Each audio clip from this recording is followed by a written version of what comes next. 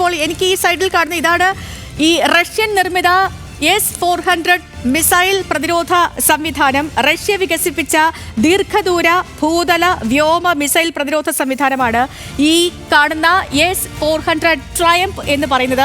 ലോകത്ത് ഇന്ന് നിലവിലുള്ള ഏറ്റവും നൂതനവും ശക്തവുമായ വ്യോമ പ്രതിരോധ സംവിധാനങ്ങളിൽ ഒന്നായിട്ടാണ് ഈ S-400 ട്രയംഫിനെ കണക്കാക്കുന്നത്.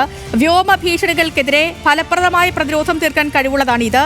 ഈ നമ്മൾ കഴിഞ്ഞ ദിവസങ്ങളിലൊക്കെ പറഞ്ഞതുപോലെ നമുക്ക് നേരെ നമ്മുടെ രാജ്യാന്തര അതിർത്തി ലംഘിച്ച് വന്ന ഡ്രോണുകളെയൊക്കെ തടഞ്ഞിട്ടത്, ഫലപ്രദമായി തടഞ്ഞിട്ടത് ഈ S-400 വ്യോമ പ്രതിരോധ സംവിധാനമായിരുന്നു.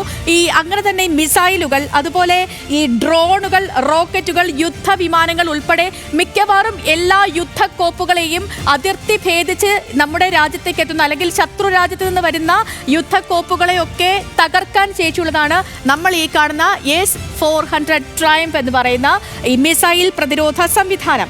ഈ SA-21 ഗ്രോളർ എന്ന് നേറ്റോ നാമകരണം ചെയ്ത ഈ S-400-ന് നുഴഞ്ഞുകയറ്റ വിമാനങ്ങൾ, ആളില്ലാ വിമാനങ്ങൾ, ക്രൂസ് മിസൈലുകൾ, ബാലിസ്റ്റിക് മിസൈലുകൾ എന്നിവയും ഒക്കെ നേരിടാൻ കഴിയും. അതുകൊണ്ട് തന്നെ ഒരു പ്രദേശത്തെ ഒരു സുരക്ഷാ കവചമായി നമുക്ക് ധൈര്യപൂർവ്വം വിന്യസിക്കാം റഷ്യൻ നിർമ്മിത ഈ S-400 മിസൈൽ.